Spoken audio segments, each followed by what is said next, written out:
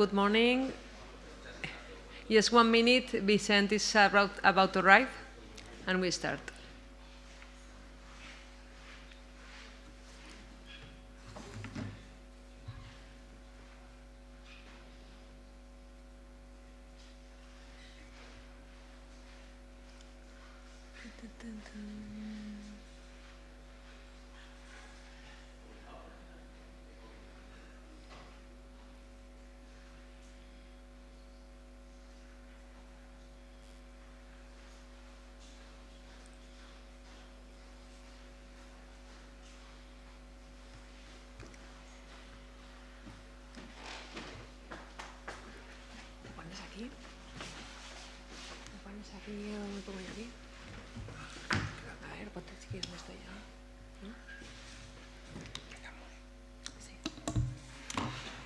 Hola, buenos días, bienvenidas, bienvenidos a esta nueva edición de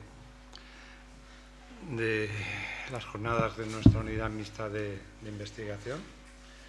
En esta ocasión, pues, coincide también, ¿no?, con nuestro foro del Consejo Científico de ValgrAI, and we have the opportunity that share this meeting with 4 of our scientific council members. No? We have the opportunity to share with Ramón López de Mantaras, that is our president, with Carme Torres, with Marco Dorigo, and with George Golf, no? This opportunity and share your results with this member of our council. Then we can start, no, the meeting. Yes, well, good morning. Here you are the agenda, the schedule of today. We are going to have like 6 talks. From the first one from Juan Antonio Pérez from the Universitat de Alacant, then Rafael Berlanga from the Universitat Jaume I de Castellón, then Joaquín Torres from the Universitat de València, Jordi Linares from the Universitat Politècnica de València, and finally Hugo Albert Bonet and José Daniel Galván from the UPV. So we can start, I think, with the first one, Juan Antonio Pérez from the Universitat de Alacant. Thank you, Juan.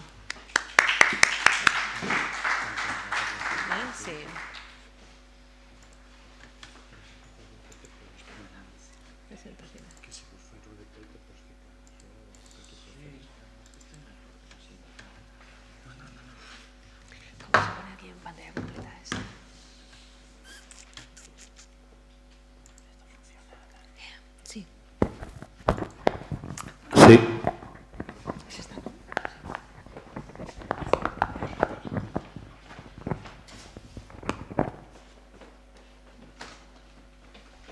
Okay. So can you hear me? Yes? Okay. So thank you, everyone. So I will start fast because I have a lot of things to say. So my presentation will be mostly about machine translation. You know, finding an equivalent for a sentence or a text in one language, finding an equivalent into another language, right? And I will present how recent advancements in LLMs, large language models, and so on, could allow a number of languages that for now do not have access to this kind of technologies to have machine translation models and things like that. So machine translation is a very old technology.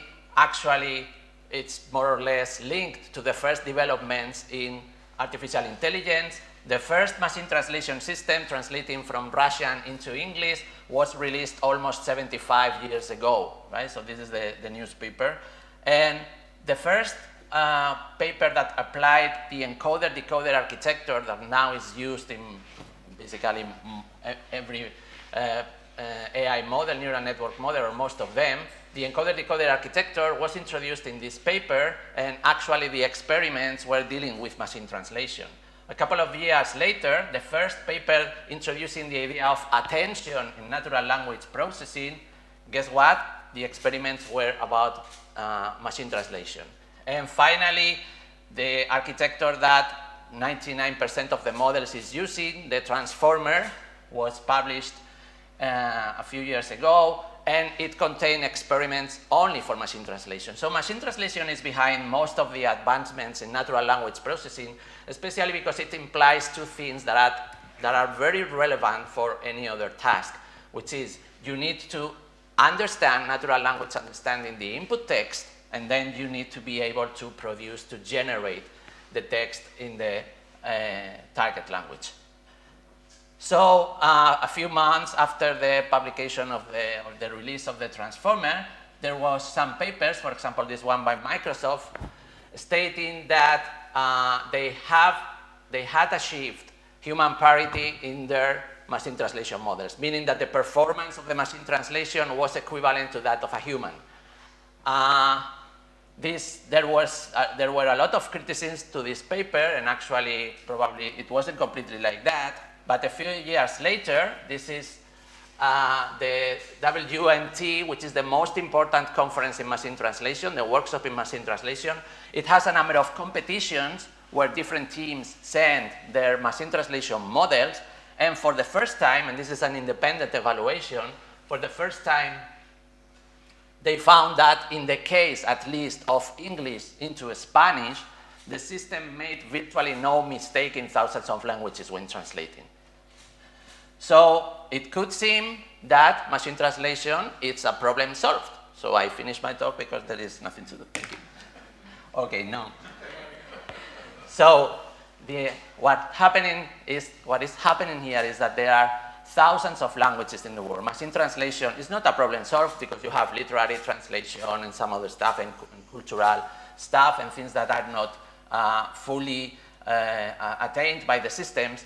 But machine translation works very well for a few selected languages, dozens or a few hundreds of languages, let's say, but there are around 7,000 languages in the world, right? And so here you have some of these privileged languages in the sense that they have enough resources or somehow some resources that allow them to be used in AI models. So this is the list of languages in Flores 200, which is a data set used for machine translation evaluation. And these are the languages included in the Small and Gatitos data set by Google, which is also something similar.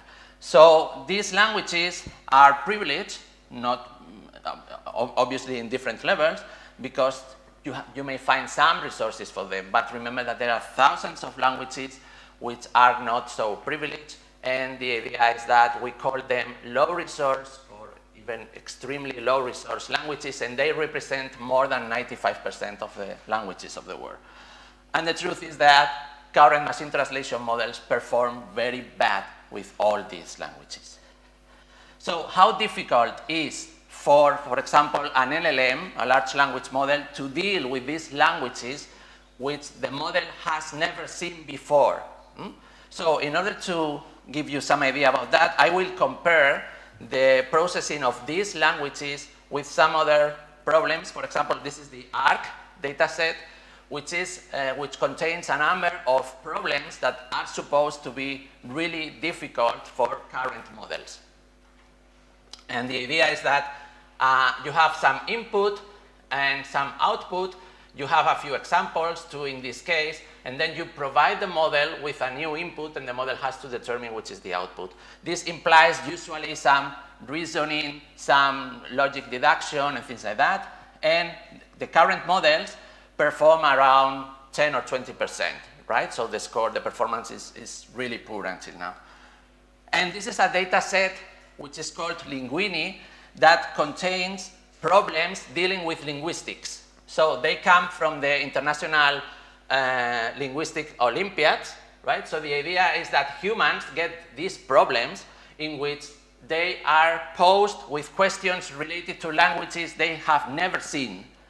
But, humans with some background in linguistics, the idea is that the general knowledge about linguistics that they have allow them to answer many questions and to translate, for example, into these languages which are unknown for them, or find equivalents or generate text in those languages. So Linguini is a data set that is included in the Big Bench Extra Hard, which is a data set of problems that turn out to be really, really hard for machines, at least as of today.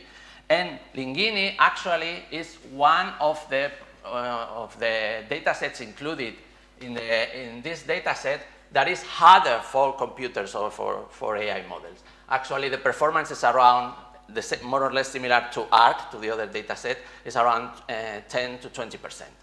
So that means that there is a lot of things to do in order to make these large language models be able to deal with thousands of languages in the world, right?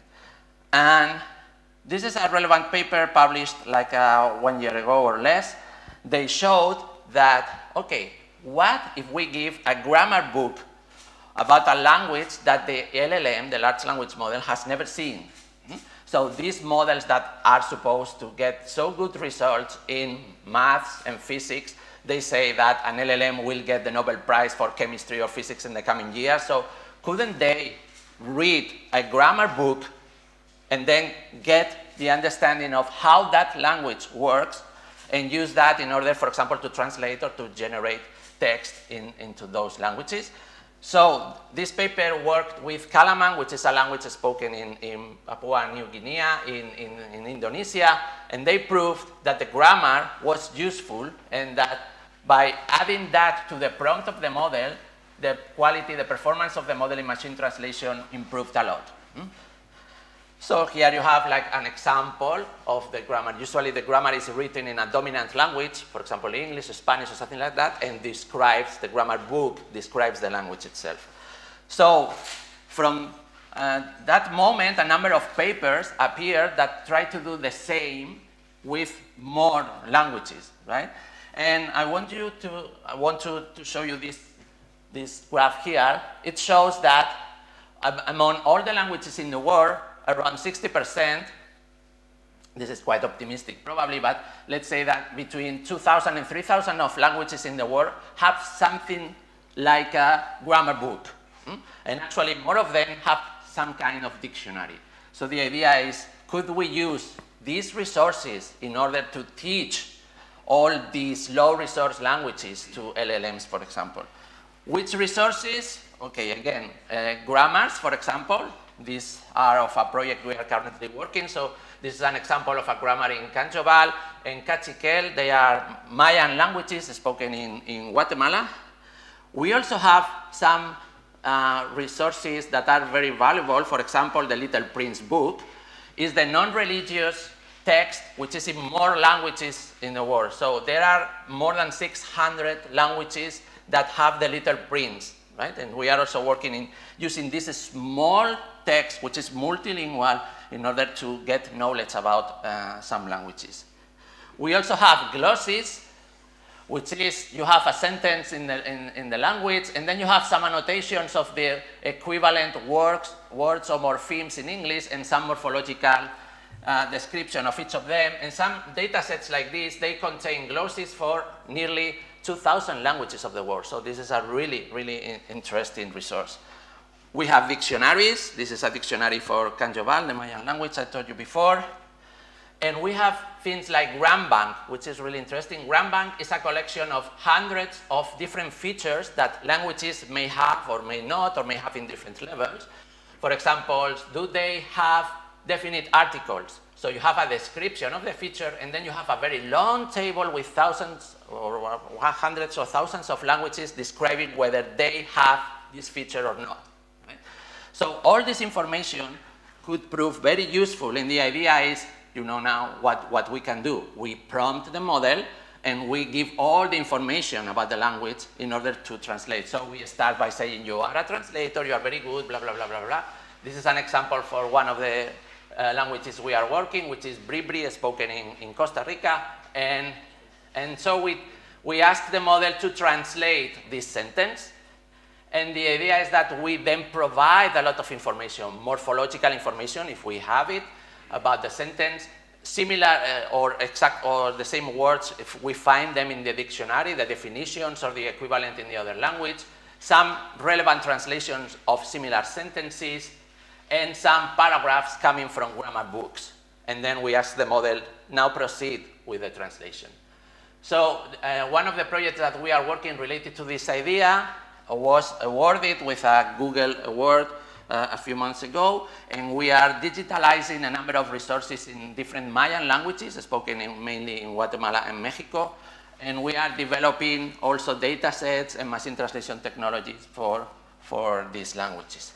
So this seems, again, very promising. So, okay, we give all the information that we may find about that language, and the LLM will do the rest. Okay. Some paper published like a few months ago, this is version 2, but it's 3 or 4 months old, showed that everything is not so shiny, right? They analyzed those papers using the grammar books in order to teach the LLM a new language, and they showed that basically the LLM was ignoring all the grammar, or the grammatical information here. The LLM was focusing on the examples in the source and target language here, and actually if you remove all the grammatical blah blah blah stuff here, the model performs better. So that means, again, that we have still a lot of things to do, because we may consider that these LLMs that are so brilliant in maths and physics and so on should be able to understand what is being said here and apply it consequently. So there are a number of different things that LLMs are including these days, and that could prove really, really useful here. One of the things is reasoning models. Everyone is using reasoning models. There are different ways in which you can teach a model to reason. I will mainly focus on the fourth one, which is reinforcement learning with verifiable rewards. This was one of the first papers, was the DeepSeek paper last January or so. So the idea is that you ask the LLM to solve a problem, but you ask it to think before giving the answer. So the idea is you please think a lot about that and then provide an answer.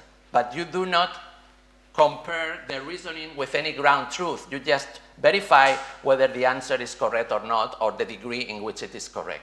So the idea is that just by doing that, it can be shown that when training proceeds, the model, the length of the reasoning becomes longer and longer. And at the same time, the performance on some math and coding problems improves at the same time. So the idea is that the model is learning to reason by itself by using reinforcement learning. So how can we translate or move these ideas to the idea of machine translation? Well, we may train an LLM to think before providing the translation, and to think by using reinforcement learning with verifiable rewards. And then we check the answer, and we compare the answer with a correct translation, and we use that as the reward in order to make the model to think better about how to translate that. So the idea is that we still provide all the information, morphology, grammar books, and so on, but we let the model to think before translating. So I will skip this. And another topic is translation agents, which is the idea of having different LLMs with different specializations. For example, this is the virtual lab in which they perform some developments related to biomedicine. And the idea is that you have some LLM, which is the principal investigator of the team. You have a critic, you have an expert in machine learning, an immunologist, and so on. And they, by using natural language, they reason about the problem, they try to solve it, everyone according to their experience, to their backgrounds, and they have these team meetings in which they use natural language in order to have a conversation, in order to find to the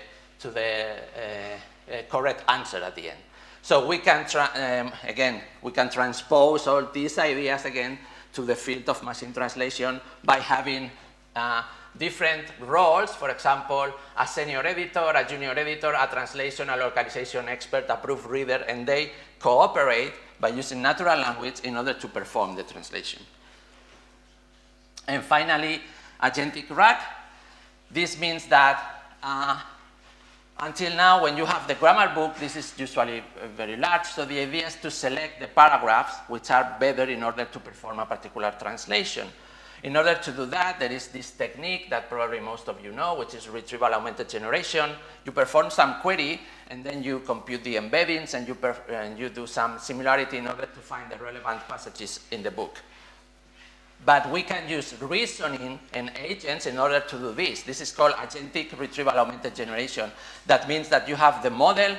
Okay, I have to translate this sentence. I have all this information. I read the grammar book, and then I decide for every paragraph there whether it is relevant or not in order to perform the translation. And once the model has reasoned about the best paragraphs to perform the translation, it copies those paragraphs into the prompt in order to perform the translation.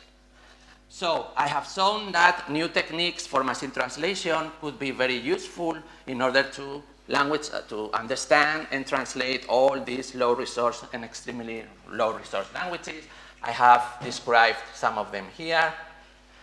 And just to finish, what I have shown you here is just a midterm project. Our idea in the long term is to go beyond this and to have models or devices that learn new languages by interaction with their speakers.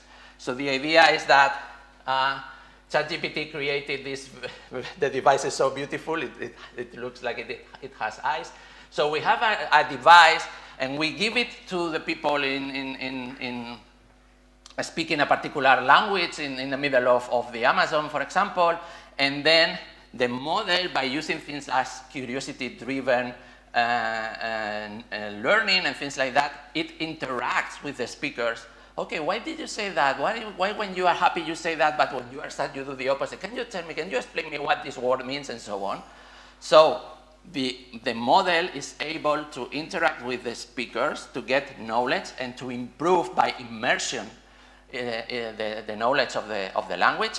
And then once the model has some skills in that language, it can act as a mediator, being a companion, going with the person to the city, to the metropolis, and helping them to have conversations with, in the bank, with the doctor, with the lawyer, and things like that, right? So the idea is learning by interacting with the speakers, and finally becoming a mediator, helping those speakers to communicate and to develop in the city where there is probably some predominant languages, some predominant or dominant language which is not the language they speak. And that's it. Thank you. Any question for? Okay. Thank you for a very beautiful talk. I want to know, has that following problem that is closely related to what you said in the last slides, yeah, has that been studied? A minimum number of questions from which you can learn an entire language. If you ask these questions, get the result back, you can ask other questions and others, but you need a minimum number of starting questions. Yeah. You see? A minimum set of questions for any language, without even languages with no writing, then you do the transliteration or you write it in some phonetic language, okay, and you do this with hundreds of people, of course, yeah, so that, and then, has that been studied? Is there a catalog of a minimum number of questions, such that from those questions you can learn the answers? The answer allows you to put another question, etc.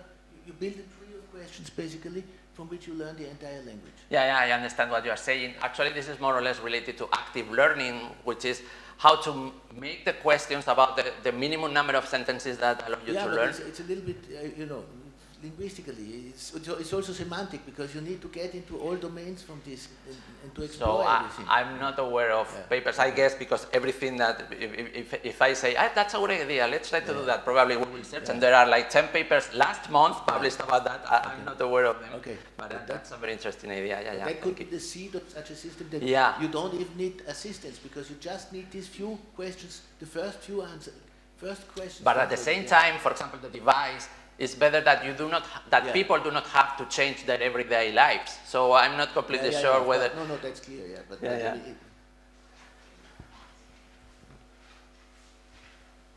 Thank you, Juan Antonio. I read something about that, but I don't know how the things are now. So I am asking if you know it. What is the situation about languages that are only orally transmitted, where there's no written at all? Yeah, there are many languages with an oral tradition and have no written form, right? And that's so interesting because there was an UNESCO conference about multilingualism a few months ago, and there was this indigenous woman from Canada, and she was saying that our language is oral, and we do not want it to be encoded in written form. But linguists came from the outside world, and they decided to have like a system for that. So there are many cultural and ethical things to be taken into account here. But the idea is that there are also advancements in doing unsupervised learning. So you are able to transcribe you have some audio, and you somehow determine the phonemes or phones or something like that. And then you have a small text, not necessarily correlated with the audio, and then you are, by using the frequency of different patterns, you are able somehow to transform that. So there are a lot of, let's say, improvements, because advancement seems to be over there now. There are a lot of improvements in unsupervised transcription of languages, which is also something really interesting.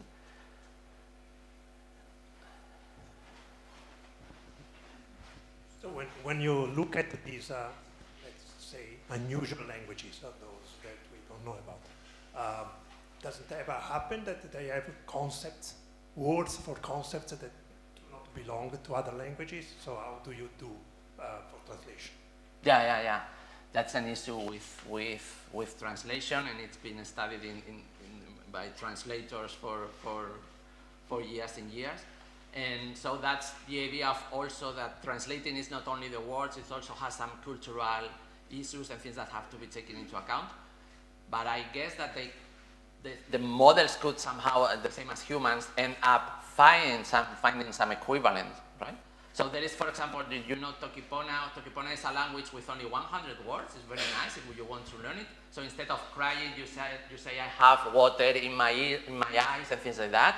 And Tokipona manages to represent a lot of things with only 100 words. So this is the opposite, but somehow I guess that the models should be able to deal with that. Yeah. The last question. I think there are two candidates, but you may ask me later if you want. Thank you very much. My question is going to be not the minority languages, but the variations, for example, of a common language, for instance, English. And I mean phonetic variations and also lexical variations in terms of grammar. So can the model be adapted to this from the input, I mean? Okay, so the answer is people are trying to do that, but I guess that, again, at the end of the day, we will find that models are able to automatically detect. So for example, you give the text in all the different variants, and then you say, I want you to generate a text following, and instead of giving names or labels to the variants, you just give an example of a few sentences. So the model is able to adapt. Actually, it's more or less what is happening right now with LLMs, because if you ask it in Valencian, they usually use Valencian forms for words instead of Catalan. So I guess that the idea of doing this again in an unsupervised way, without saying, I have 5 variants, so the model wouldn't mind whether they are 5 or 10, it will somehow manage to detect that there are some different patterns in different texts. And then if you give just one example, I want you to follow this particular variant, so the model will be able to adapt to it. Yeah, there are a lot of things that are being done about that. Another question, which is not directly related, but is it possible to learn a language by machine learning, basically neural network or whatever, such that you just listen at a conversation in this language, you don't interact, but from the conversation and statistics, you know, for instance, phone calls, you know, a phone call will hello and the other one will say yes, and this guy is speaking, and then you know how often people usually say yes or no, then you learn what yes or no is, and etc. Are there such models that you just listen? Yeah, but I guess that usually they don't work. Only monolingual data, I guess it would be, but we cannot say that something is impossible, because as we have seen for the last 5 years, everything that seems to be impossible, but for a human also will be okay. It could be, but probably then you need multimodal models. So you need vision, for example. Yeah. And so okay, device, multimodal. Yeah. But the tone is also there. You know, the tone is also a modality. No. Yeah. There are many things about that. Yeah. But it's not yet. Not possible in this moment, probably. No. But that would be very interesting too. I don't know. Probably there were a couple of papers published yesterday about that. But yes. Thank you. Okay. So thank you for all the questions. Thank you very much. Thank you very much. Thank you very much, Juan Antonio. And the next talk will be given by Rafael Berlanga. Rafael is here, although he's injured. So thank you very much. He comes from Universitat Jaume I. And his talk, his title is Developing AI-Empowered CyberSOCs to Real Cases. Thank you very much.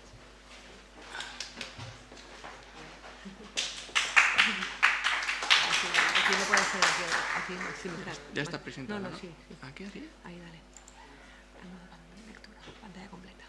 Vale.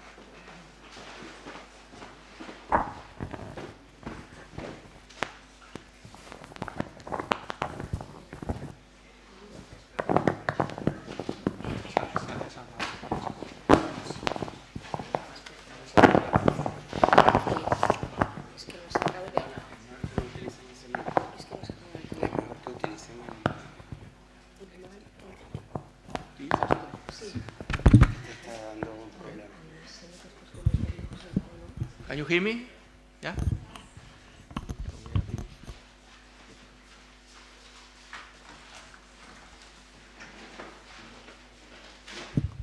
Okay, good.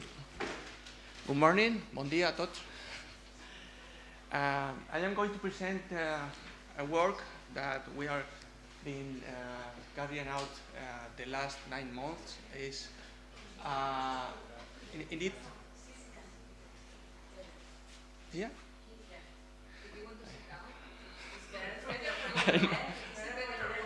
I prefer the microphone for me. Yeah.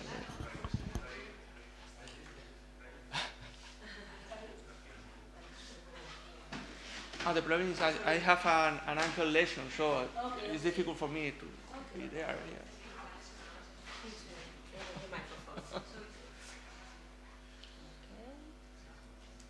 Now better? There's no battery. Sorry. Okay.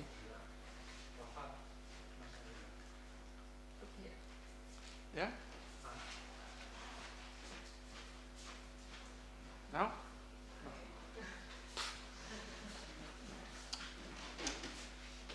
The battery is run out. I think. The battery is run out. Yeah? Now? Okay. Sorry for the delay.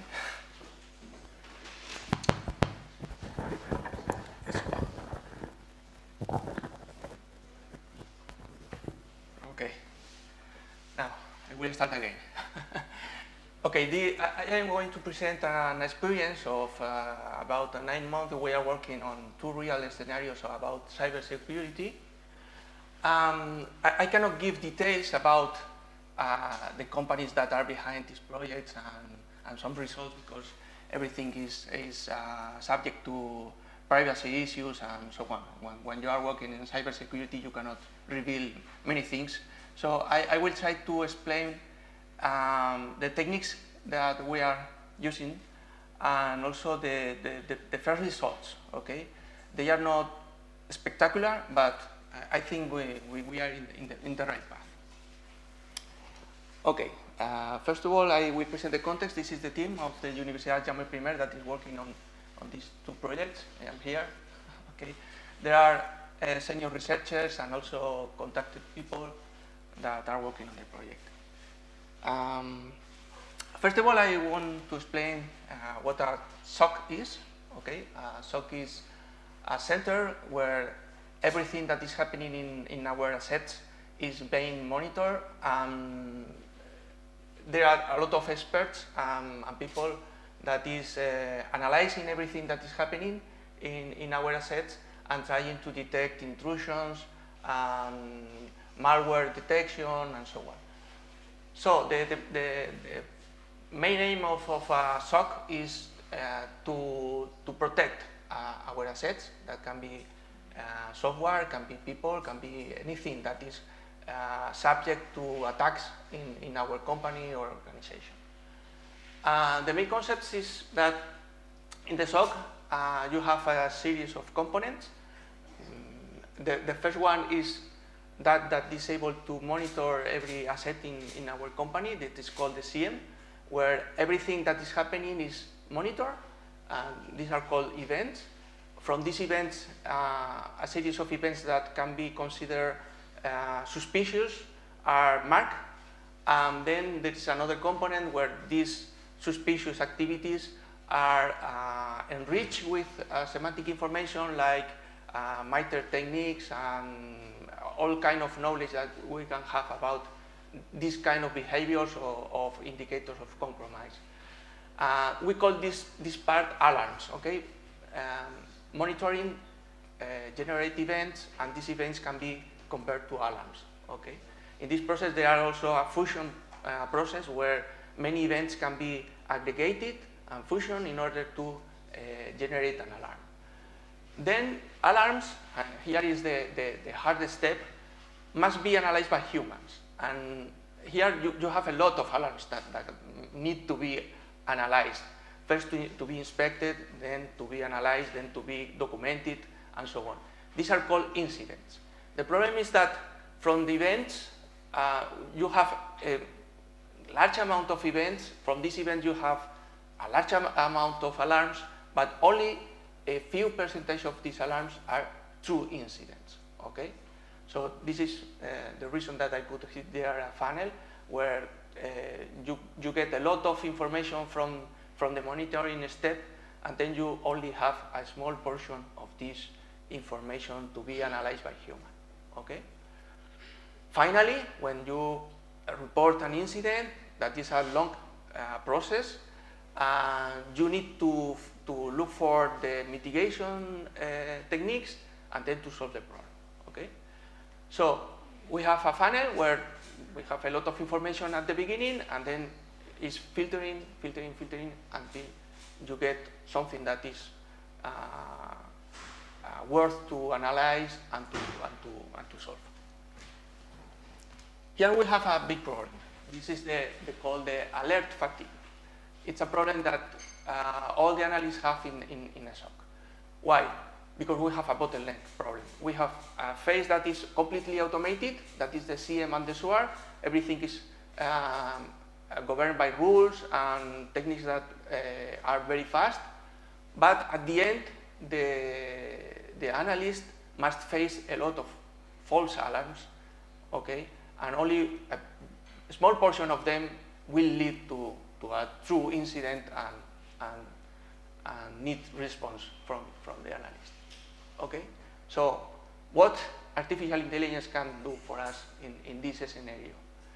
First of all, obviously, machine learning and deep learning are very good techniques for the earlier stages when you need scalability. Okay, so if you need scalable techniques, you need to use machine learning and deep learning. More deep learning than machine learning, because here the information is very complex and cannot be represented with tabular forms, and you need something more than tables and training samples as usual. Okay. Another problem we have is that in real world conditions, and this is the main aim of this project, you have a lot of noise and concept-drift issues. What this means? Noise means that from all these alarms, you have a lot of false alarms, and all these things are noise. Many events that are produced are not relevant and not are inoffensive indeed. And the concept drift is a worse problem, because even the analysts change their decisions a long time and can change their priorities and the impact of the rules they are applying and everything. So something that is good in some time maybe is not good at another time. So everything is changing, and it's a very dynamic scenario. Then we have a problem that is similar to the fraud detection, that is only a small data set of labels, data set of label data is available, okay? So they are the true incidents. So we have a very imbalanced data sets with a lot of inoffensive alarms and only a small set of true incidents. Then we have,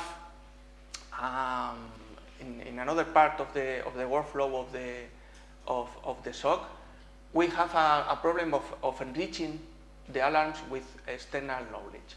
This external knowledge is provided by Center of Threat Intelligence, where they publish continuously security problems detected in other organizations.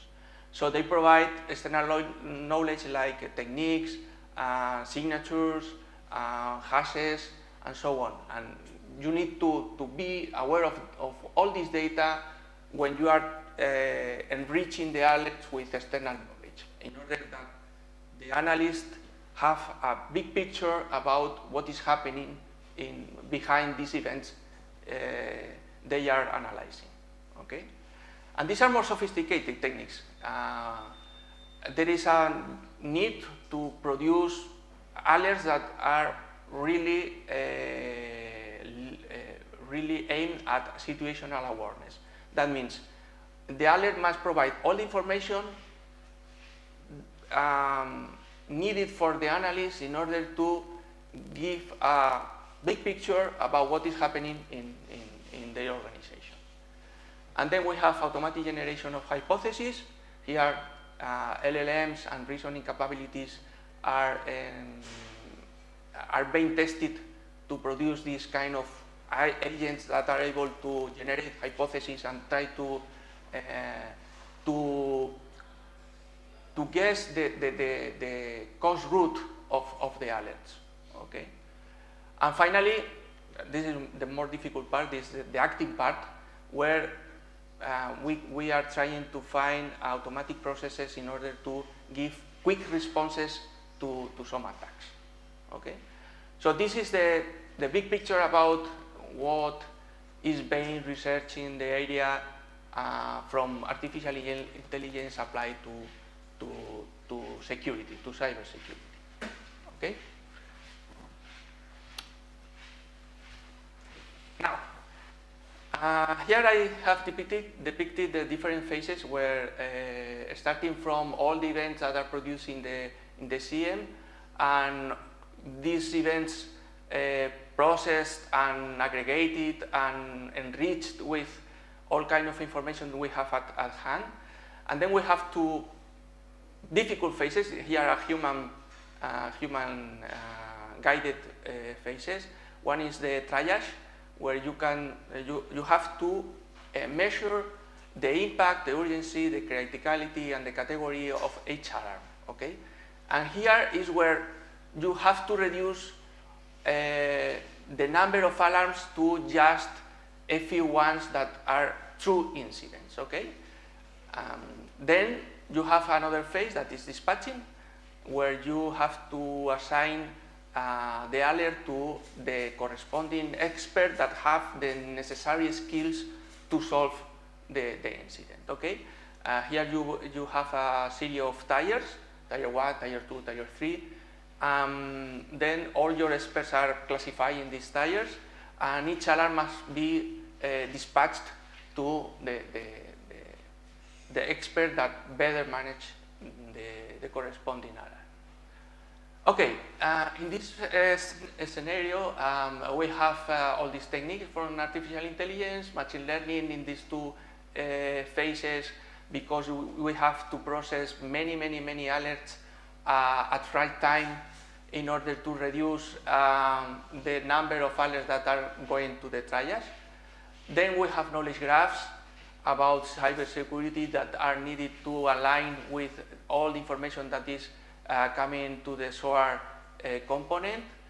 Knowledge graphs also are used in triage and dispatching, because expert needs to query constantly which kind of information and knowledge need to solve these two steps.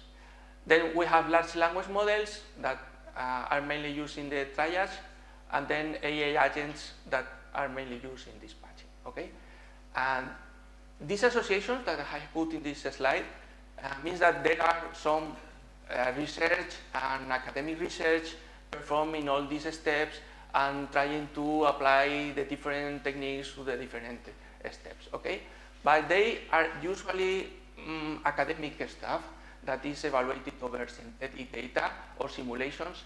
And when you try to apply all these techniques to the real world scenario, you find that you don't have the enough accuracy and enough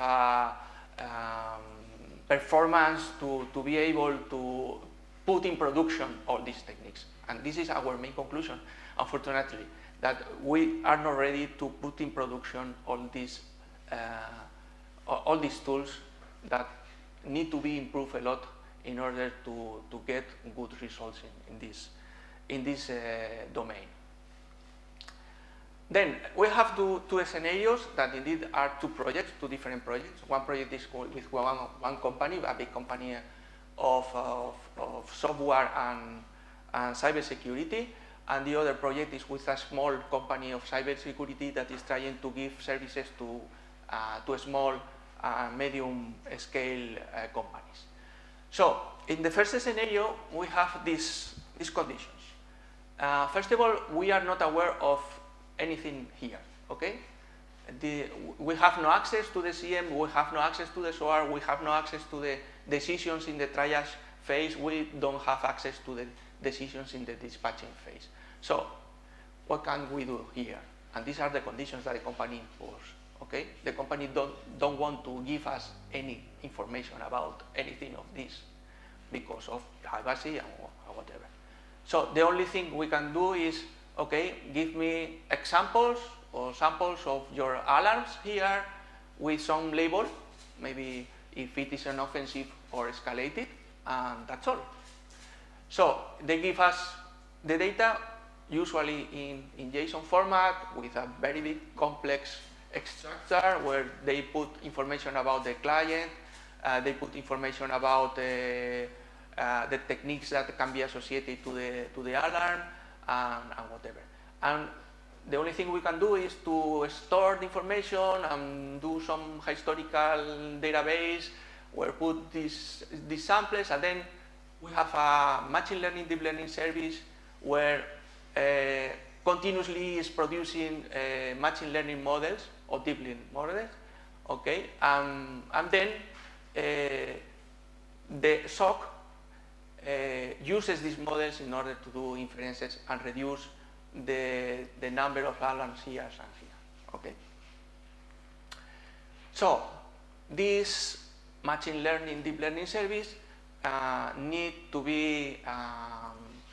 doping, okay? And the doping here is to put some language models and also knowledge graphs in order to understand the data that is coming in these JSON formats, okay? And to do something like auto exploration data analysis with the statistical information, and also asking to the LLMs which kind of information is there stored. For example, the port 25, for what purpose is? Okay, the port 25 is for email. So all this data is enriched with the LLM, and we introduce more information here before doing the machine learning or the deep learning part. Okay, we also use AutoML to select the best models, and then we apply deep learning.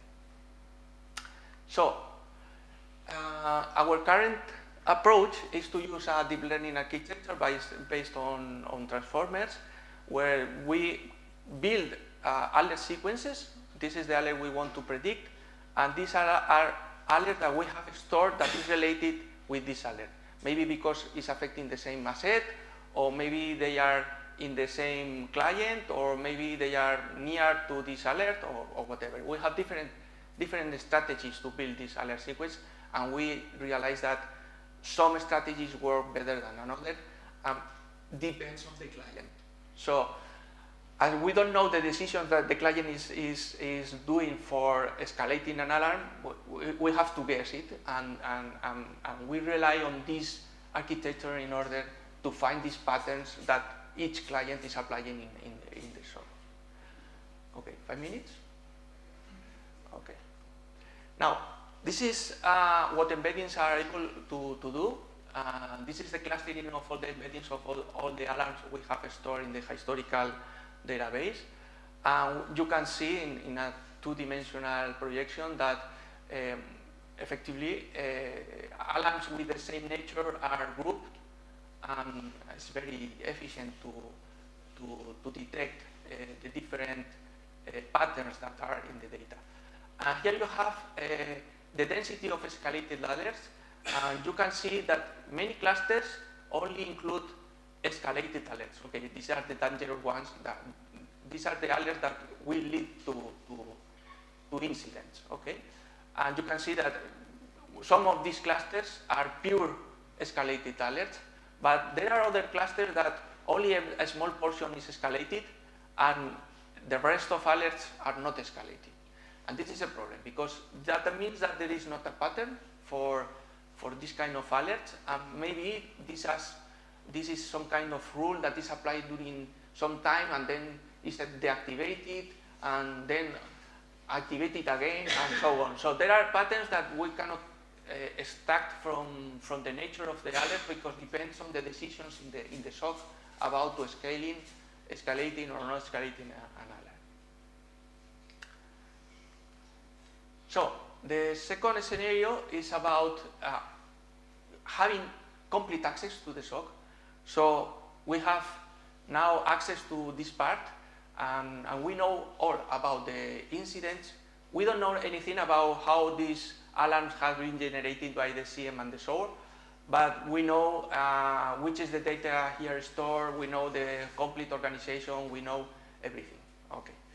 So in this case, we only use these three techniques, okay, knowledge graph to get all the information that is external to the SOC, large language models to understand and to build RAG tools for this scenario, and AI agents. So in this case, this is a true graph of the knowledge base of the SOC, where we have, for example, the main entities here, ticket. This is an incident, and then, as you can see, everything is related to everything. The ticket is related to the client. Here we have all the computers, all the kind of computers, and we have a very big graph where all the information of the organization is available and has been well structured and can be easily queried. Okay, then when we have external knowledge like this ontology that is very big, we can align everything, and we have all the information that is needed from the external sources.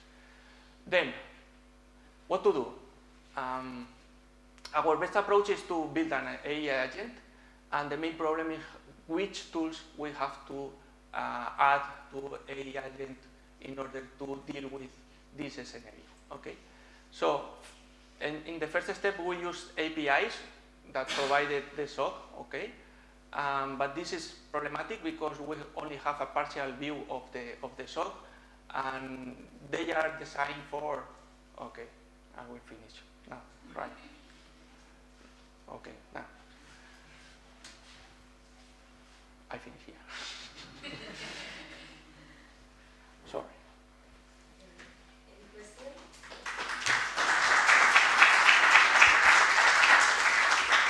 Any question?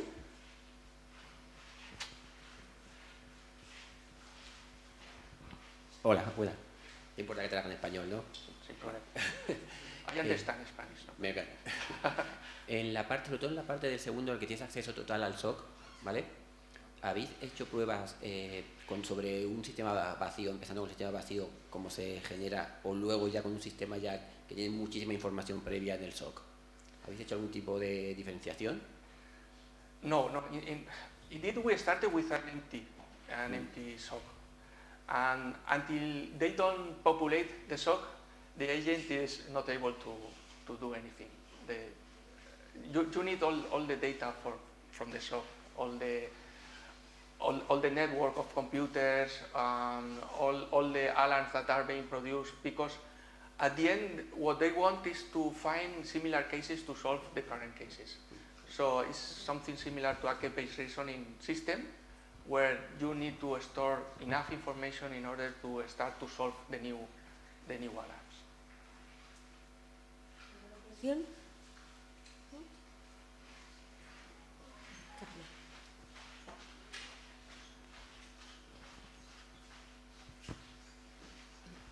In other areas, simulators or digital twins are used to test the system and see whether it has vulnerabilities and so on. Is it used in this context? Yeah, indeed. I think in the academic research is the only thing that is even used. I mean, every paper that is published work on a simulated scenario, a real one, not with a digital one. Yeah. It's a real one where they make the configuration of the computers and try to attack the system. And they gather all the logs during the attack, and with this data they try to find patterns and so on. The problem is that reality is not that, because you are not taking into account the behavior of the adversary. So here it's like a game. Yeah. You know, it's a game a scenario where you don't know the adversary how he's behaving now, because probably they know how to attack in a different way, so that they can skip all the defenses that you have already established in your SOC. But this could be simulated as well, right? Yes, but it's much more complex to simulate the bad people. Well, it can be simulated, but for example, you cannot use LLMs in this case. Maybe some LLM that is wild, you can use it, but commercial LLMs are trained to do not harm, so it's difficult to simulate this behavior with current commercial LLMs. You need something like Grok LLM, something that has not limits and but it's very dangerous, that thing, because you can use it to do bad things, not to do good things. So. Yeah, but you said that academic research goes in this direction, so but hopefully, or what? Now they are only simulating under known attacks.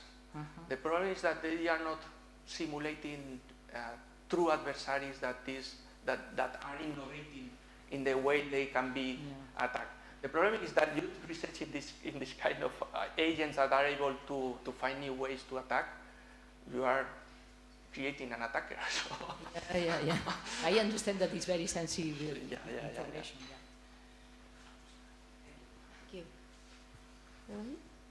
Thank you. Thank you, Rafa. Wait a minute. We also have clients that already use smart contracts, etc., because I recently learned that there are a lot of new possibilities of attack of smart contracts. So if you think, for instance, at Bybit or other companies that were attacked, and so they're... Okay, I think smart contracts are used to protect, but... They offer new also possibilities, heals, new Achilles heels for being attacked also. Yeah? I don't know. If you look at do you know Bybit, the exchange called Bybit? Yeah. I mean, they lost billions of dollars due to wrong, giving a wrong title to a smart contract, etc. Yeah. The problem is that once you put an artificial intelligence in these systems, they are also subject to attack, and this is very dangerous. I don't know if it's related to your question, but I want to put this issue. When you put an artificial intelligence tool within these tools, it's subject also to attack. Yeah. And if you attack the agent that is being in charge of detecting alarms, you have a big Trojan there that is able to destroy everything. So it's problematic. This is why the companies are very cautious to introduce these new technologies, and they are just testing them in order there's not so much knowledge yet, no? No. But on other attacks, on normal attacks, is there one big knowledge base where all known types of attacks are in already described in some way? Repeat it, please. Repeat. No. Is there one knowledge base where all possible attacks that have been known? Yes. Indeed, it's a distributed database. All types of attacks? Yeah. Indeed, there are foundations like MITRE that they gather all this. Indeed, it's a part of the SOC to be able to query this database, but also to report any to report any incident. And there is a big knowledge base about that. And how is this encoded in this database? I mean, is it in rule form or formally or verbally? There are approaches that try to represent this in a knowledge graph, an iterated knowledge graph, and they are available. But usually, as they need to generate this information very quickly and to publish it very quickly, they use, for example, JSON formats with a number of attributes that are already defined in schemas, and they publish everything in that way. They are reports. Indeed, they are documents with a few sections, and they are all described in natural language. Natural language. Okay, thank you very much. Very nice talk.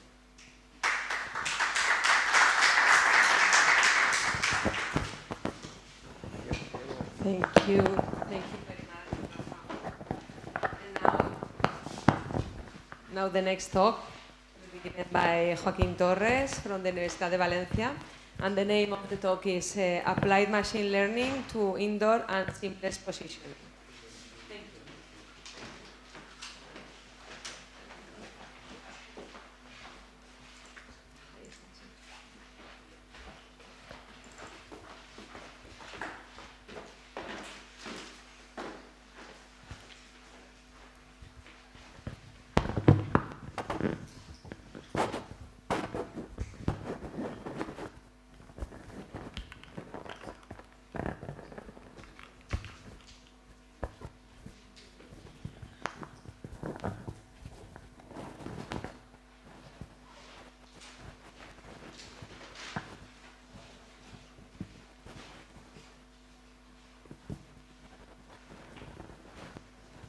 Okay, thank you so much for your attention. I will always start my slides with a picture, more or less defining what I'm going to talk about. And I'm going to talk about my journey in research in the last 10 years. So I put this slide about Phineas Fogg, in a Spanish cartoons on the 80s. So this is applied machine learning to indoor and seamless localization of positioning. I'm Joaquín Torres Ospedra. Here you have my contact information in case you want to expand or comment about this work. I would like to start with this slide. Do you know what is this slide depicting? None of you? This is the Sputnik. Yeah, this picture is around 75 years old. But we are having in our pockets some technology that is inherited from this satellite-based communications. Because we have smartphones in our pockets, but because we are using GPS. The Sputnik was released 75 years ago. Then the Americans deployed NAVSTAR program. NAVSTAR program became GPS. And in the 1984, it was used in civilian applications, not by end users, but in civilian applications. And with an offset in localization, so that the accuracy was not that great as it is today. But it changed around 20 years ago with the development and the opening of GPS to real end users. Who recalls TomTom navigators in the cars, driving you to your destination easily with high accuracy, in part because of the map matching approaches embedded in the algorithms. But now, GPS is not perfect. We are used to get perfect location, but it has some challenges. Challenges in terms of how the signal is propagated in the atmosphere and different weather conditions. But at the end, you have good location accuracy. But there are other domains where machine learning and artificial intelligence can be useful, like in jamming and spoofing. In jamming is when someone with an illegal device is saturating the signal to avoid you to get correct location. And with the spoofing, it's something similar but a bit different, because it's someone with another illegal device trying to let you know that you are in a different location. So trying to say you are here when you are in a different place. But my work is not about GPS or outdoors. And remember that word, GPS, because when we talk about location, sometimes we say GPS, but it's not GPS, it's Global Navigation Satellite Systems, because we have also GLONASS, VSCF, and others, like Galileo, European Union. But the game changer was this picture. In 2007, I saw a similar picture here in the museum at UPV, because the iPhone, but not only the iPhone, was released. We have a computer nowadays in our pockets. And if you just open the map application, you can see the blue point in this building near this location, right? But we don't have GPS coverage here because we are indoors. But fortunately, we have this and we have that, which are the Wi-Fi access points. So when you are using the location services on your phone, you are not only using GPS, you are using also that information. They know where the routers, the Wi-Fi APs are located. Somehow they build a radio map based on that information, and they can set, or they can say, or they can provide you your XY location, even indoors. Look, when you are using Google Maps, they are saying, okay, are you visiting that restaurant? Because they know you are inside, because of that additional information. But indoor spaces are complex. We have this industrial facility we had at the University of Minho, with high height and metallic obstacles, industrial-like scenario. But then we have conference room like that one in the picture, plenty of people, or this one taken this morning. And the challenges they present are different. For instance, if I set up an indoor location system here in this room this morning, it will behave now totally differently, because you are here and you are disturbing the radio frequency, especially the bands that are being used by Wi-Fi or Bluetooth low energy techniques, which is the 2.4 gigahertz band. So we need to adapt those systems to any scenario, but also to any conditions within the scenario. So apart from that brief introduction, I will introduce myself. I'm Joaquín Torres. I was working on neural networks for my PhD thesis from 2003 to 2011, when the PhDs were not just 3 years. It took me 8 years to finalize my PhD. Then I moved to the knowledge engineering group in 2012, and there was this big crisis in Europe, especially in Spain, and I got unemployed. So I was looking for my future, and I got the opportunity to join the Geospatial Technologies research team in Castellón, and because they had to develop an indoor location system for smartphones for a company. And it was a project for 9 months. And I was there almost 10 years. So for a 9-month project, I stayed there 4 years because there was a promising research line. Then in 2020, I moved to the spin-off company, Ubik, but I feel like I have to move abroad. I mean, it's good to be at home, but sometimes you need to fly away to get some new feedback, to get new training, to know other people. So I applied twice to the Marie Curie, and I failed. And the third time I applied, I got it with 100 points, because I have more experience. So I spent 2 years of my life in Portugal, in the north of Portugal, in a wonderful city of Guimarães, next to Porto. I was living in front of the castle where Portugal was born. And that adventure finished in 2023, and I had the option to select the future, going to Huawei, to come back to Spain, or to continue in Portugal. And then when I was deciding, I got the good news that I got a citizen grant from the Generalitat Valenciana, from the regional government, to develop a 4-year project and get permanent position here in the Valencian system. So since 2024, I'm working at the Universitat of València in Burgessot, working on industrial indoor localization. And you can see me, how I have evolved in the last 10 years. So I'm a bit older, I smile a bit less, but I see that the challenges I had 10 years ago about research are still there. We still don't have a whole solution like GPS indoors. We don't have a universal solution that is working here at the convention center or at industrial facilities. Just to put you in context, I'm organizing every year an indoor localization competition with smartphones so that I collect the data, I provide to the researchers, and they have to provide me the solutions. I'm doing that since 2014, and it has been a huge success. And this is reported in several papers with more than 100 authors, which is a nightmare to manage. Trust me, I submitted and I managed all those papers. But it was nice because we can see the different approaches from different research teams, all of them using machine learning to overcome the same problem, indoor localization with smartphones or with pedestrian recording or with online systems. Good. When I started, it was about one data set because we were working with a company. So we were not able to publish anything about research. So we published the data set. The data set was used for indoor location. It set the format for other data sets. So now there are more than 70 data sets collected around the globe.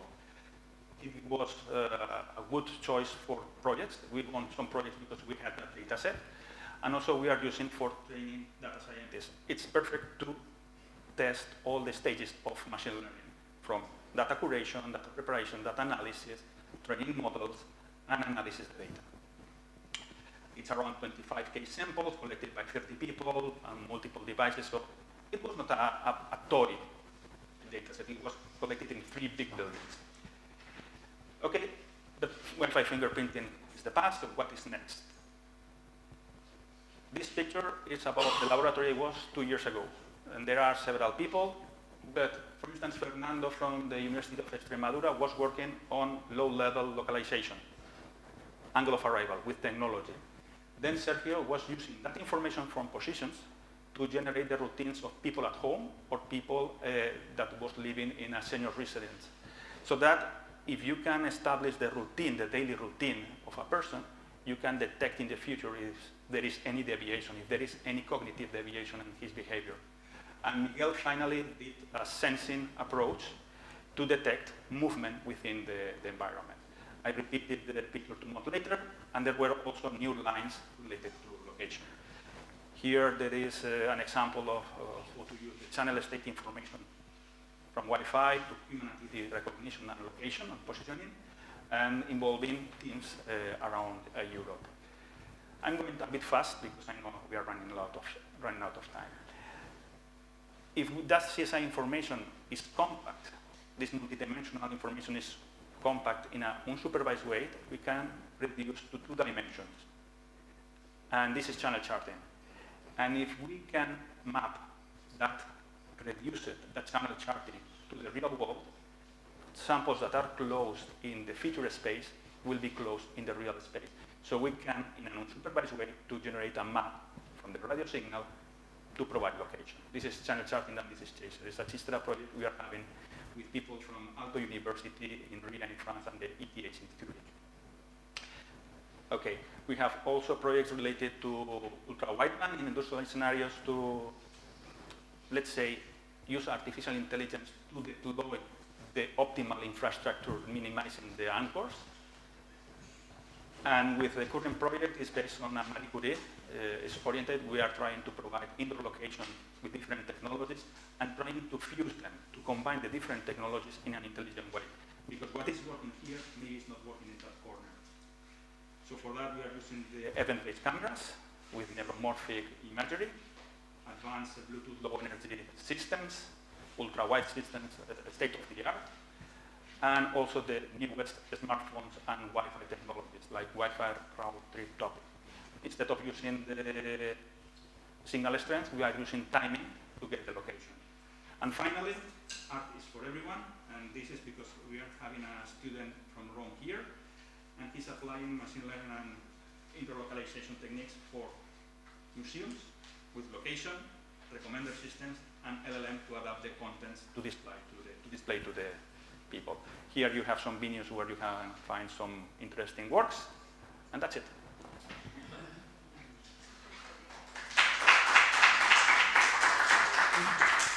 Joaquin, we need to change the battery's microphone, and for ask the question, use this microphone.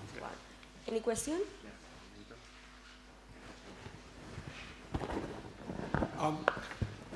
Can you explain a little bit about this seamless position?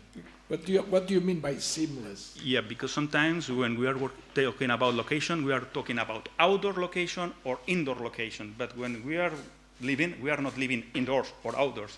Sometimes we need to transition from indoors to outdoors, and we don't need to focus on one technology or on one technique. We need to integrate them seamlessly, the different approaches that are available to provide location. Even if you are indoor, you are outdoor, you are, like, let's say, at home, or you are doing some exercise.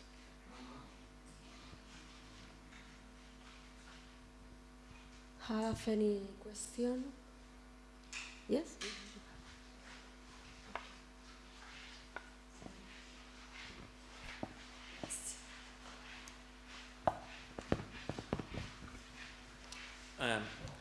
I saw somewhere, maybe in social media, like some kind of project that was about maybe using Wi-Fi routers as cameras that could like see like the, what is this called? The silhouette of the persons that were working around the Wi-Fi.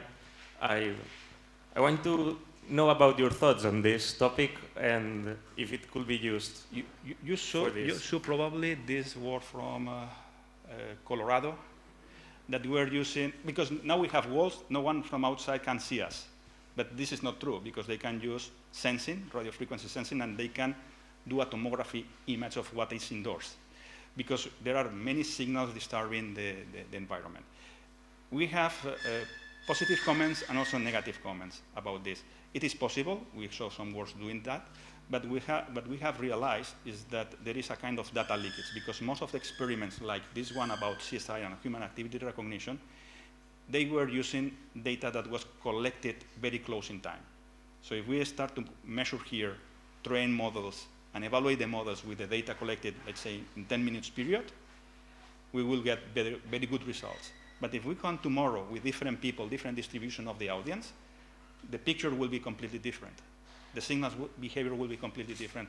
So this is what we are investigating now. If there is a temporal component that we can remove to achieve what you saw in that paper, it was like a tomography image, what is indoors from just the radio frequency signals.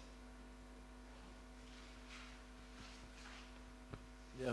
In Oxford, I have a colleague, Nikki Trigoni, and she has started Navenio, a company that does indoor location, and they seems that hospitals are very interested in this, to find doctors quickly if they are needed, etc.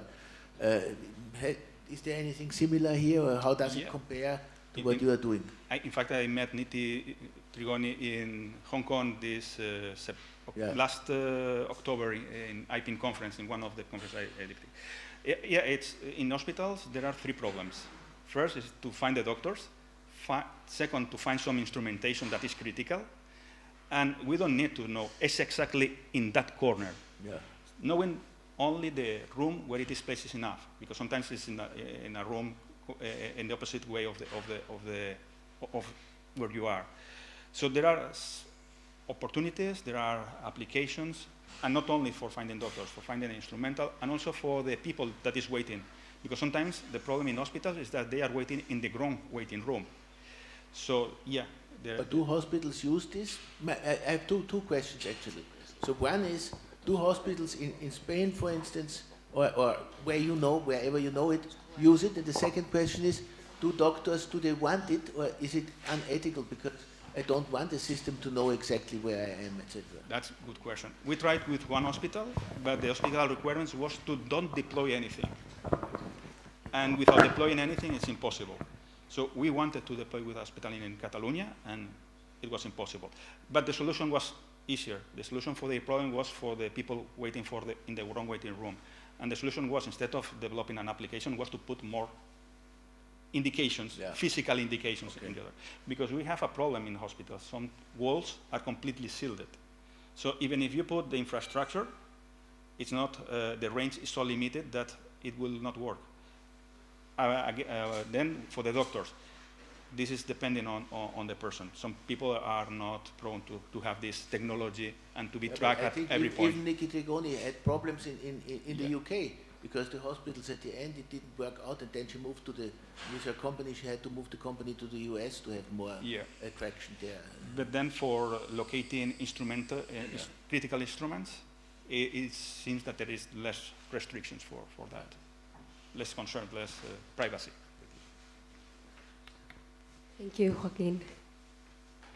Okay, thank you very much. And now, Jordi Linares from the Universitat Politècnica de València is going to talk about mediators of complexity, the rise of AI-mediated interfaces in human-computer interaction.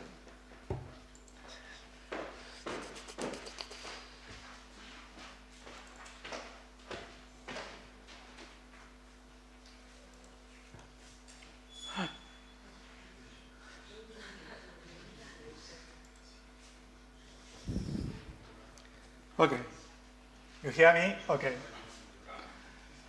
Okay, so thank you very much. I'm Jordi Linares. I'm going to talk you what we do in our research group. We belong to the Valencian Research Institute for Artificial Intelligence here in this university. So I'm going to talk you about the work we like to do for many years, which is to somehow improve interaction, okay? And in the moment we are living right now, all our wish list, okay, is becoming true, okay? As you know, the evolution of the current foundational models are allowing us to have, for the very first time, some solutions to problems that so far we were not able to provide in this area. So what is our objective? To facilitate, of course, the interaction of humans with the physical world, but also the digital world, and consequently, even among us, okay? And not only focused on those with special needs, which is, of course, a group we like quite a lot to work with, but everyone in every situation, any context, etc. So you know that the evolution of the current foundational models allows us to interpret very well what is going on around us. And of course, the generative models are able to transform this information in terms that can fit perfectly to our profile, context, evolution, etc. Okay? So this is the idea, okay? The idea is that we have been living an evolution where traditionally, as you know, we have been having more and more possibilities in order to interact, okay, with devices. And what we are living now is something we can call AI-mediated interfaces, okay? This is not new, the idea, okay? If you have watched Star Trek movies, you are familiar with what happens in the deck of the vessel, or in Iron Man, Tony Stark talking to Jarvis, etc. So this is becoming true. I'm not going to put the example of HAL 9000 because it's a bit creepy. Just I'm going to put positive examples, okay, where the AI is not going to go against us, okay, in this mediation, okay? So this is what we do, and we have all the puzzles, all the pieces of the puzzle right now, okay? So believe me that when I tell you that, and you are somehow witnessing that the interaction with computers and even in the physical world using smart glasses, devices that are coming very soon, the interaction is going to totally change.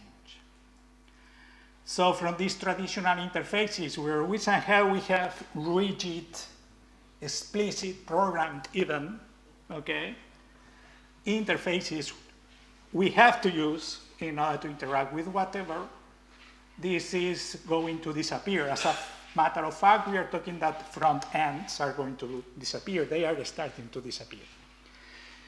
Because right now, with the interaction of the user, you know that the current technology allows us even to develop on the fly the program that fits our necessity, our context, our profile, So depending on what we like or what kind of interaction we need, okay, the interaction can be programmed on the fly. And this means that the front ends that we develop beforehand are going to disappear. Maybe we are going to have some sort of cache or something like that in order to avoid to create new interactions every time and to reuse some components, but this is going to happen. It is happening even right now, okay? So generative, this is called generative UI somehow, which means that depending on what you are doing, what is the task you are trying to solve, you are going to have this new way of interaction that it is not going to be even fixed during the interaction. It can evolve with you, okay? So it can be adaptive, it can learn from you. This is a bit scary, as we are going to see, because the more you give about yourself, the more useful the tool is going to be, but of course, the more you have to give about yourself. So this trade-off is a bit dangerous, as you can imagine, okay? So in this context we are living now, we are starting to live now, AI is becoming the user experience designer, okay? So we are not going to be necessary anymore for that, okay? So the agentic web, again, or multi-agent web, this is quite difficult right now because, well, Vicent defends, of course, with all the reason that it has to be called multi-agent web. Well, this is what is happening right now. Even Microsoft is doing very good steps in this direction, where it is going not only to allow us to create the new pieces of software as something it is going to be used for by users, but also by agents. So even websites, this is an example, NL Web, websites potentially can going to offer also the possibility to be accessed by agents. So we are going to have some sort of swarm of agents with which we are going to be interacting, okay? And we have even some very interesting standards from the industry that for the very first time is leaving us, the researchers, the necessity of solving the communication problems between, for example, models, foundational models, neural network models, large language models, and other elements. For example, neurosymbolic AI now is not a problem because we can combine using, for example, this model context protocol. Okay, we can make a large language model the orchestrator of the interaction or whatever task. And when the model detects that needs deduction instead of induction, when it needs to use, to develop code, execute code or whatever, now is fantastic using these standards and these new possibilities, and this is perfect in order to solve many of the problems we have if we want to provide this interaction, okay? This new wave of interaction elements that are going to be created in real time on the fly depending on our requirements, okay? So this is the end of the front ends. So AI is going to be the ultimate interface mediator, okay? So AI is going to be in the middle, okay? And it is going to take into account everything about ourselves, the interaction, what we want to do, etc. And it is going to transform, okay, this non-structured way of what we need, because everything surrounding us is natural language, vision, etc. is non-structured. And now, of course, these foundational models, they can handle this complexity and transform it in ways that finally can be also generated in new ways that we can understand, okay? So This is fantastic for everyone, but as you can imagine, it is before and after for those that have some sort of special needs, visual impairment or motor limitations or cognitive disabilities or hearing impairments. But even think that you could be attending to this conference with some sort of headphones, and depending on maybe you are not good at English, but maybe you are not good at AI either. So imagine that maybe you are receiving a sound of myself where I'm speaking Spanish, but also the terminology, the explanations, whatever is going to be adapted in real time even, or almost real time, to my background knowledge and transform in a way I can understand, okay? Because I'm limited, I'm not an expert, okay? So many things are going to change, okay?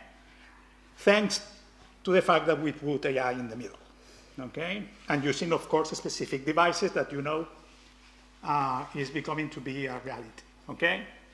But we have challenges, okay, here. Believe me, we have many interesting things and problems to solve. Real-time latency is troublesome, okay?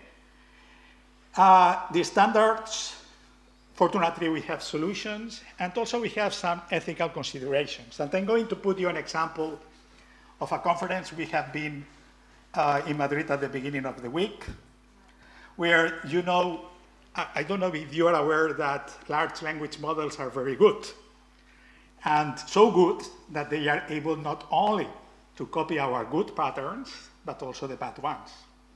So they are very good at scanning, deceiving. They can detect that they are being evaluated, and to pretend or to give you an answer you are willing to receive, but internally they are thinking something different. And something, this is a real paper, a real study, something important, they can be even stressed. So if you are interacting with a large language model and you are saying to the language model that you have many personal issues, the model gets stressed and it starts to lose the performance. And this is not a joke. You can say to the model, let's do a bit of mindfulness. Let's breathe. So let's inhale, exhale. You can send these prompts, and after that, you recover good solutions, answers from the model. So Juan Antonio has shown us a latest picture, okay, with a device, okay, that is intermediating with someone. So imagine the problem we can have if the device gets stressed and we have to become the therapist of the device. So there are things we have to be aware about what happens when we have these kind of mediators, AI mediators, because we can have, of course, some considerations to take into account. And also the privacy. As you can imagine, the problem of the privacy, okay? The more the models know about us, the more useful they can be. And they can be even proactive. This means that if you have a device like the one I have here hanging on my neck, this is pendant, that records what I'm saying every day, what the people are saying to me. I receive every day, by the end of the day, a summary and also suggestions on what to do tomorrow. And this is going to be the tendency. Maybe you are going to bed, and the next day you are going to receive, well, Jordi, I have seen that you have a lot of things to do today, and as system 2 in the background, okay, this night I was working for you. So here I have created this material that maybe can be useful for you, okay? So they can be proactive, okay? And this is the reason because OpenAI has bought I.O. company from Johnny Ive, okay? The former designer of Apple, because they want, of course, they are building this kind of devices because what they want, of course, is to get all our context. Why? Personal assistant, okay? So we are going to have in this ethical consideration this trade-off, okay, this balance that the more we give to the system, the better. But of course, the worse regarding privacy, regulations, etc. Okay? So this is the future of human-computer interaction. You are going to see it. And I'm going to show you an example now. It's a 4-minute example. In this case, using a proprietary general agent. We are using this same technology using open models. What I'm going to show you is the most advanced, maybe, general agent. And it is very incredible because when you send, not a prompt, it's a task, okay? It has several agents. It's a multi-agent system. So it is able to plan what to do. It starts to do the things and has something very good. It can, it has its own virtual machine, okay? So if it is required to program something, it is able to program that something, execute that something. If in order to execute that something, it has to install packages, frameworks, development frameworks, does it? It does that. And also it can browse internet and can watch what is the result. And this is fantastic for us, as you are going to see, because when you're interacting with something, I want to have an AI able to solve the problem, and I don't want to have errors in real time. I want to be sure that someone has simulated real users, real interactions, and that it works, okay? So I'm going to show you the video, and you are going to understand it. So what I want to do here is imagine that I'm a color blind person with problems with red, green, etc. And I want to enjoy an exhibition, and I want, of course, maybe using smart glasses or whatever, I want to have something taking into account who I am, my problems, to adapt, of course, the interaction with the environment, okay? So I'm using Manus.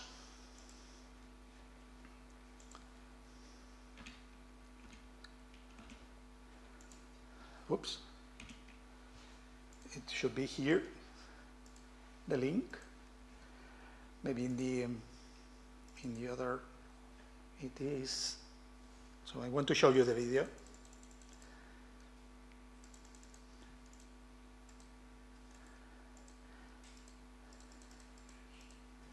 Oops. It is not in the, it's not the link.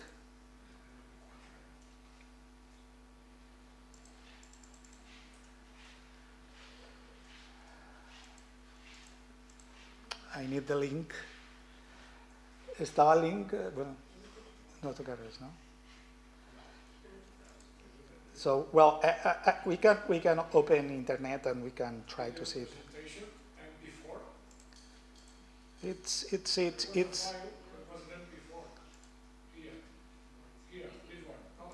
This one maybe? I don't know. No. No, it's another one. It's another one. It is, I don't know, but this is, it seems that for whatever reason it is not the link. But I can try to find the link. Let me, Chrome or whatever. I can try to show you. I can try to show you YouTube. This is not. Let me check it out.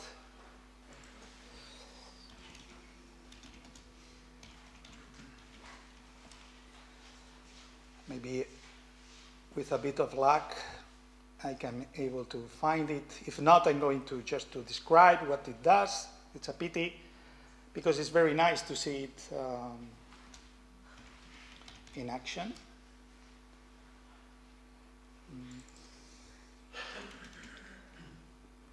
I don't have it. Let me check it out because, okay, I'm going to.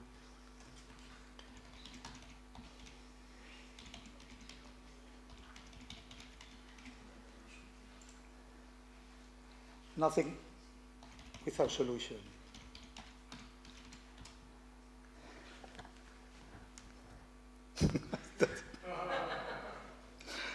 Oh my God. Yes, I am. And yes, I am. Yes, I am. Yes, please. Okay.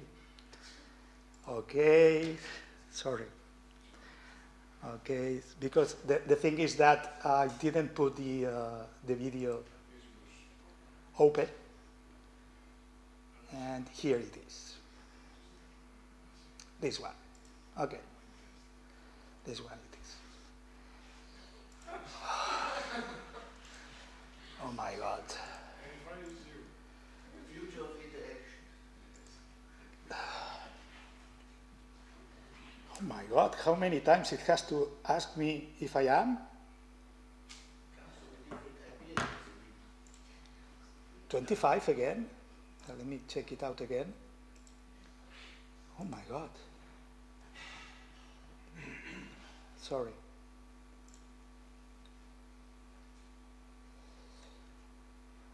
And here. Finally, yeah. My goodness. Look, this is the prompt, okay? You can see it here, okay? Create a web app for colorblind red-green people, allowing to explore the top 5 representative impressionist paintings. As for testing purposes, select those that are problematic. And look this last sentence. I make it explicit, sorry, but it could be implicit. I'm saying to the agent that it has to simulate the interaction with the app and watch what is happening and only deliver the interaction, the final thing, when it works, okay? So I'm using, this is a proprietary agent, but everything here, we have the equivalent in open models. So as you can see, it's able to search for what are the problems of the colorblind people, what to do in front of this situation, good practices, how the interface can be designed. So we don't provide any further information about what is required. So as you can see, it delivers the application. It takes some minutes. This is the latency problem we have now. And as you are going to see, the application developed is more than fantastic. So it even gives you extra information, etc. Okay. So this is a collection of agents. It's proprietary, but we have, look, it is checking the browser. So we have a virtual machine. So the virtual machine is used in order to create folders, in order to program, in order to install the libraries, the environment, to open the browser, and to get from the browser real images, whatever, information, etc. So as you can see, it creates all the things required, okay? And as you're going to see, the final application, okay, is developed. This is the final application, okay?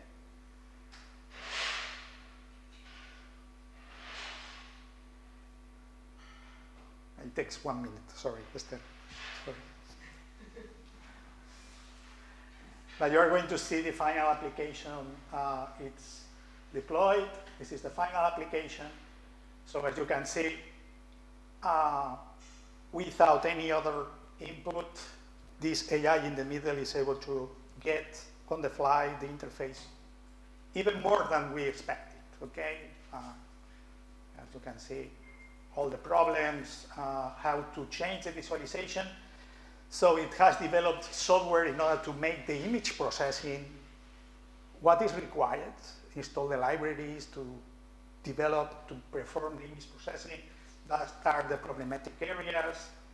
And also, as you can see, Workers even harvest grapes in a vineyard that glows with intense red and orange colors. I didn't say The dramatic anything red to do foliage that, but contrasts sharply it with has blue-green done water in the a background. voice-based interaction. So, well, as you can see, this is the idea.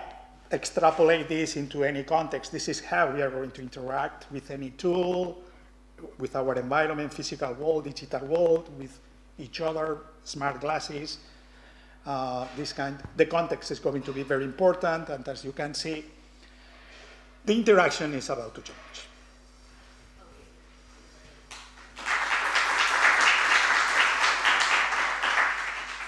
Do you have any question? No? No one? Okay. So thank you very much, Jordi. And now the last talk will be given by Hugo Albert Bonet and José Daniel Galván. And they will talk about restoration of photographs they imaged by Dana using segmentation and in painting techniques. Thank you very much.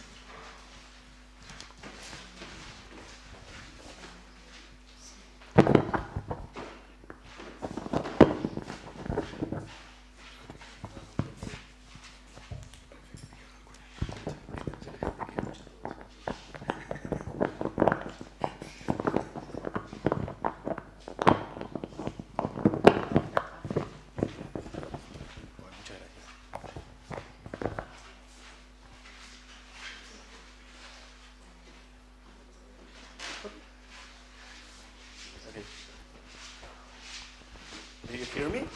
Can you hear me? Yeah? Okay. My presentation is this one.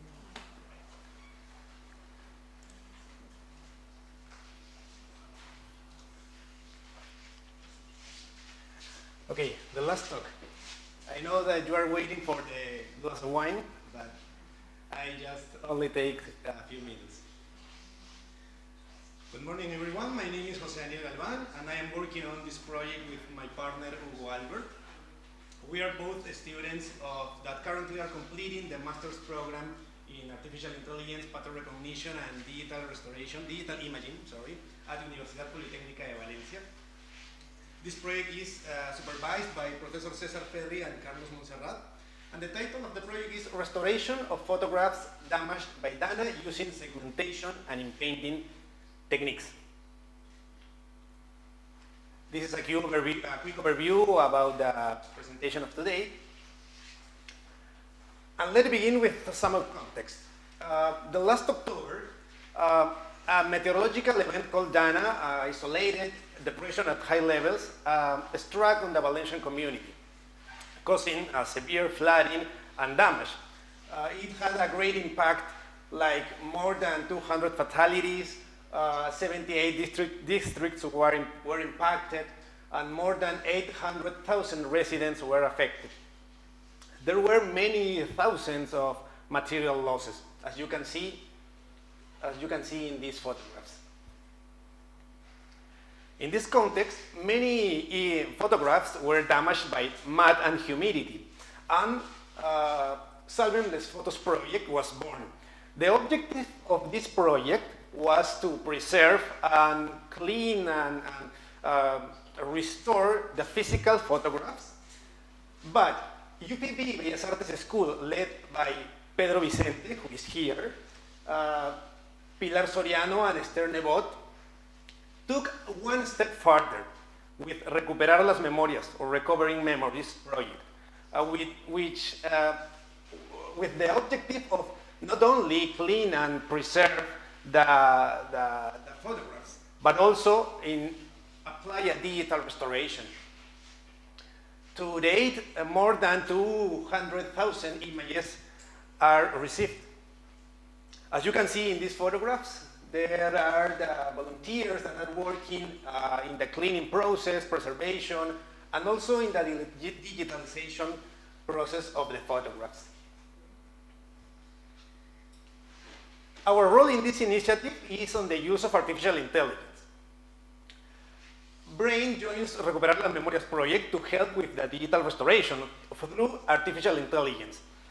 And we are working the development of a pipeline that reconstructs the damaged areas of the affected photographs using deep learning models. As you can see, our two main steps, our two main stages in our pipeline are damage segmentation and also the image restoration with in-painting techniques. We used two approaches to get the damage segmentation. The first one was with a unit neural network. First, we segment the people that are present in the photograph. So we think that it's very important to detect the person because if we placed a damage mask in this area, it could be a critical mistake. Then during training, we divide the image into three main regions. People region, a region with the actual damage, because if we're a missing damaged pixel, it could be considered as a false negative, and the clean area, or the clean regions, which if we predict damage here, it could be considered a false positive. We also assign a manual weight. As you can see, we name it as alpha in this diagram to penalize some errors. For example, the people region and also the false negatives has a more high alpha value, because we want to ensure that no real stain is left undetected, and all we can avoid that false damage mask be detected in the face of a person.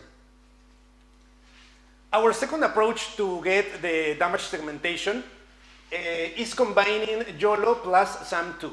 We found that SAM2 is very useful to detect a binary mask, but we needed to pass either of pixel coordinates or bounding box that frames the damage in the photograph.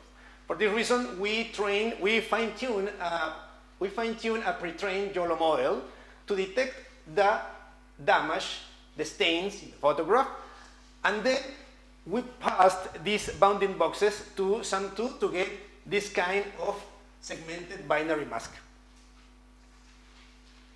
Once we have the segmented binary mask, we applied a post-processing step. In this case, we remove some small noise pixels and fills some small holes, and we applied a dilation over the mask contours. It was very useful because it works better with the subsequent in-painting process. In the restoration process, we used the damaged image, or the original one, and the dilated binary mask. With these two images, we ran the in-painting process with a stable diffusion in-painting model. And with a prompt like this one, photo restoration, realistic, same style, and clean stains. And we achieved the results like this one, where stains were removed and also the damaged area has been reconstructed. If we analyze the result, we can observe something interesting. For example, the street has been reconstructed coherently in perspective, but some flowers appears here. I didn't ask the in-painting model to add flowers in the scene, but it did. Also, there were some another hallucinations that we found when we tried with in-painting models. In this case, a stable diffusion in-painting model. For example, appearance of random people, as you can see. Here we got a little boy, and the clothes of the woman in the scene have changed. But there was a more stranger hallucination that we found. Are you ready? Here we got the bride. She is ready for the wedding. This kind of hallucination we solved by prompting techniques, adding some negative prompt, and adjusting some parameters in a stable diffusion model. But we faced with another problem. We need to preserve the identity of the people that is in the photographs. It's a critical detail. And we noticed that even there has no stains in the face of a person. A stable diffusion, in this case the painting model, affects the face. There has two main hallucinations. The first is the letters that the model put here, but there is a more critical hallucination here, is the modification of the face. How we solve it? As I said before, the first step is to get a predicted binary mask. We applied a dilation to this binary mask, and we ran an painting process. And then we added a step to get the segmented face mask, and also a bounding box that frames the complete head of the people that appears in the photograph. Then we paste the pixels corresponding to the face of the person and to the fully restored image. And we got a better result, preserving the identity. There was another inconsistencies in the restoration, in this case of faces that have stains. For example, in this case, the face morphology has changed, the eyes or the lips has changed, but the another parts of the image has been restored coherently. How we solve it? As I said before, we got the predicted binary mask, we got also the segmented face mask, and also a bounding box that frames the complete head. And in this case, the pixels corresponding to the face of the person were excluded from the binary mask, the original binary mask, and we applied the known dilation. And we ran the process of inpainting without touching the face. And then we tried a new strategy. Run a process of inpainting with the cropped head, the bounding box, and its damage that we extracted from the original binary mask, and we got a result like this one. It's a better result than the previous one. And finally, we overlaid this enhanced face onto the fully restored image. We got a better result than the previous one. Our future work. We plan to conduct a human evaluation over a set of 100 images. We want to compare restorations made with a segmentation with unit, and also the images that were restored by the YOLO plus SUM segmentation function. The people will rate each restoration based on identity conservation, disappearance of stains, coherent reconstruction, and which version they think is better overall. And then we will compare this human evaluation with some metrics that we are researching now that evaluates damage proportion and reconstruction coherence.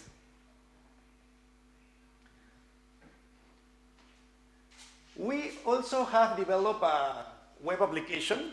Initially it was made for testing purposes, and it was used by Bellas Artes users to generate the restoration of the photographs. And it allows us to see the step-by-step of the process of our pipeline. As you can see, its segmentation is made by YOLO plus SUM, and then the restoration is made by stable diffusion in painting, getting results like this one. Now we are evaluating to enable this tool for public use. And we would like to give a special thanks to Professor Pedro Vicente and his team that is working every day in the task of cleaning and preserving the photographs and the digitalization of the photographs. Roberto Pérez that gave us some suggestions or recommendations to enhance our detection and segmentation algorithms. We would like to acknowledge also Consellería de Innovación, Industria, Comercio y Turismo for founding the chair of artificial intelligence applied to public administration. Also BRAIN because they provided us a technological infrastructure to execute our algorithms. Samsung for provide the equipment to conserve the cleaned photographs. Fujifilm because they will provide a photographic paper for printing the restored results. And also World Central Kitchen for generous economic donation for the project. And I want to finish with a final thought. Artificial intelligence is not here to steal something from us. It is here to help us recover our memories. And that's all. Thank you.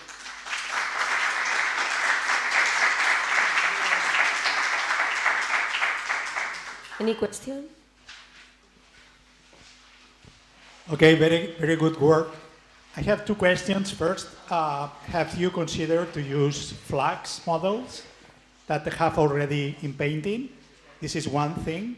And the other thing that now that you have already some well-restored images, why not to use these as a way to fine-tune either stable diffusion or flags to improve the accuracy in the process?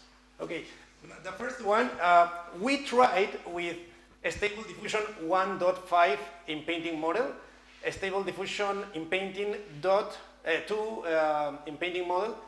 This is a stable diffusion XL 1.1, 1.0, and also we try with flags in painting, but flags consumes more computer resources. And with the limited computer resources that we have, it was hard to try with flags. We got some interesting results, I know, but by the technological limitation, we finished with use a stable diffusion. And the second question, do you mean because we, can you rephrase please or repeat that? We have now a lot of already restored pictures. Yeah. So you can use the origin and destination in order to have a good data set to fine-tune the model and to increase the effectiveness and to reduce also these artifacts and hallucinations. Yeah, it's a good observation. It's an item that we are planning to try because these are photographs that of the real life, and we can, for example, in the YOLO plus SUN2 approach, it was very easy to train YOLO because labeled with bounding boxes is easier also than label segmented mask with unit. For this reason, with a few examples, we can get better results. But it is a good observation because when we have already more amount of restored photographs, we can try in fine-tune, for example, a stable diffusion model to only with this model get already a better result. Yeah.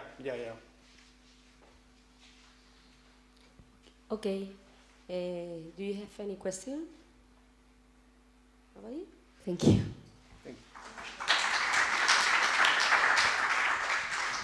Well, thank you very much. Now we have finished the event, the full ValgrAI Scientific Council Forum event. Thank you all of you for your attendance and your support. And now we have time outside for networking, eating something together, and discuss about all these interesting presentations. Thank you very much.